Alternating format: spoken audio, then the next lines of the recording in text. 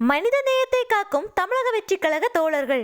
புற்றுநோயால் பாதிக்கப்பட்டவருக்கு கை கொடுத்த மனித நேயம்.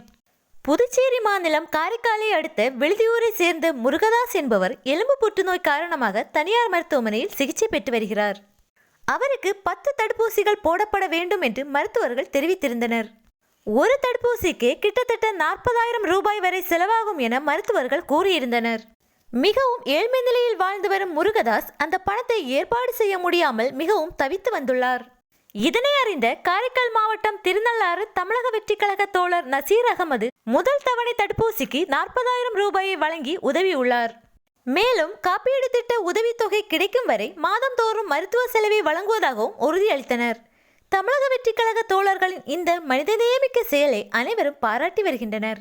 தமிழக வெற்றி கழக தலைவர் தளபதியாரின் சொல்லுக்கிணங்க தமிழக வெற்றி கழக தோழர்கள் மக்களை தேடி சென்று உதவிகள் வழங்கி வருகின்றனர்.